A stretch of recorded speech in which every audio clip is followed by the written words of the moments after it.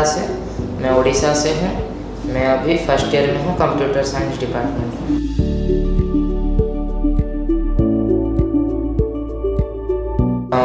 10th के बाद 10th जब चल रहा था तभी मेरी बहन ने जेईई मेन का एग्ज़ाम दिया था और तभी मैंने देखा कि इसमें मतलब एक ऐसा एक एंट्रेंस एग्ज़ाम भी होता है। 11 से तो जब शुरू किया था तो पहले थोड़ा प्रॉब्लम हो रहा था क्योंकि मतलब 10th तक स्टेट बोर्ड में था तो जो टर्मिनोलॉजीज़ वगैरह होती है वो सब मतलब अपने लैंग्वेज में ही पता था कि ये तो जब पहली बार मतलब 11th में वो हो गया था कि CBSE board plus coaching integrated, तो तभी मतलब लिखने में या जो टीचर पढ़ा रहा है वो समझने में कभी कभी प्रॉब्लम होता था।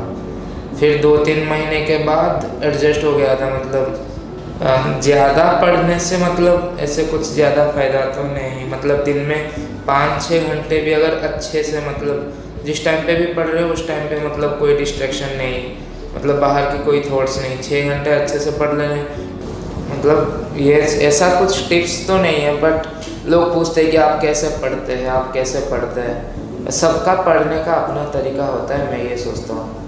जैसे कि मैं किसी और तरीके से पढ़ सकता हूँ और कोई किसी और तरीके से पढ़ सकता है और वो ज़्यादा अच्छा कर सकता है। पहले तो खुद प्रैक्टिस करो, दूसरों को पहले दूसरे से ना देखो वो कैसा पढ़ रहा है, वो कैसा पढ़ रहा है। मैं खुद को इम्प्रूव करना है। उसमें मुझे 180 नंबर आ रहे हैं 300 से, उसे 280 नंबर आ रहे हैं, तो मुझे 280 के लिए ट्राई नहीं करना है। मुझे 180 आ रहा है तो मुझे पहले 190-200 के लिए ट्राई करना है। मतलब ये नहीं कि दूसरे का ज़्यादा मार्क आ रहा है तो दूसरे को देख के हम पागल हो जाए। मतलब पहले खुद पे इम्प्रूवमेंट जरूरी है। मैं आज अगर इतना कर सकता हूँ तो कल आज से मुझे मेरे से अच्छा करना है। क्वेश्चंस बहुत सारे प्रैक्टिस कर। बच्चे टेस्ट नहीं देते जनरली कि टेस्ट कौन देगा इतना, टेस्ट ऐसे कैजुअली दे देते हैं घर पे कि चलो बैठ के ऐसे ही दे देंगे 3 घंटे। मतलब सबसे इम्पोर्टेंट होता है ये सब चीज़ों में तो तुम कितना ज़्यादा टेस्ट प्रैक्टिस कर सकते हो, क्योंकि तुम जितना भी क्वेश्चन घर पे लगा लो सही से, एग्ज़ाम हॉल में एक अलग ही प्रेशर होता है। तो मैं वो वाली फीलिंग बनानी है अपने अंदर कि मुझे कंटिन्यू 6 घंटे सस्टेन करना है बैठ के।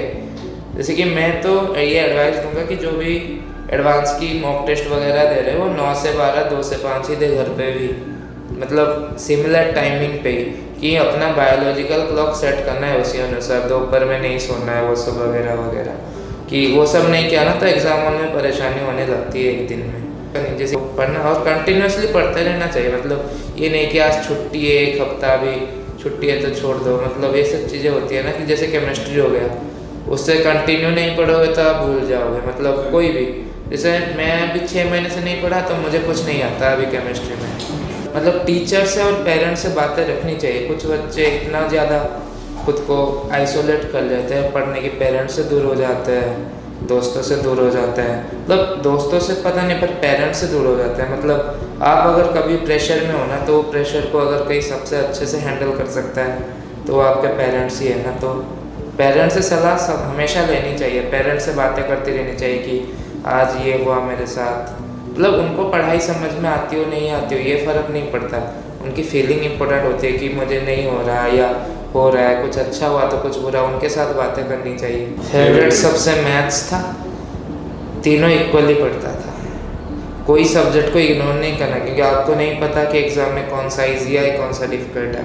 जैसे मैं फ़िज़िक्स को थोड़ा वो करता था कि फ़िज़िक्स लास्ट में करता था मैं तो, क्योंकि फ़िज़िक्स में पहले 11th में डरता था, फिर सही हो गया था, फिर भी फ़िज़िक्स लास्ट में फ़िज़िक्स में कुछ नहीं हो तो, पर मेरे साल में फ़िज़िक्स बहुत आसान आ गया और मैं लास्ट में कर रहा था तो टाइम कम था, तो उसी की वजह से मेरा फ़िज़िक्स में मार्क कम हो गया बाकी बच्चों से जो अच्छा रैंक, उसी में ही फ़र्क हो जाता है। तीनों सब्जेक्ट को हमेशा इक्वली रखना है कि मतलब ये नहीं कि ये सब्जेक्ट को नहीं देखना है, ये ज़्यादा पढ़ लेंगे इससे हो जाएगा। मतलब अगर आपको बहुत अच्छा करना है तो तीनों सब्जेक्ट इक्वली रखना है। अगर क्वालिफाई होना है तो आप सोच सकते हैं कि एक सब्जेक्ट जैसे तैसे क्वालिफाई हो जाए और बाकी दोनों में, पर आपको अगर बहुत अच्छा करना है तो तीनों सब्जेक्ट को आपको इक्वल वेटेज देना पड़ेगा।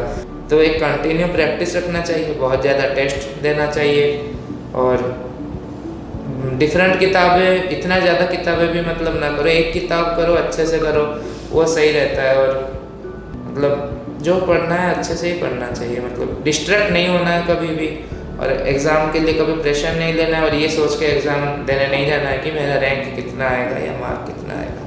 वो एग्ज़ाम हॉल पे डिपेंड करता है कि तुम कितना कर सकते हो।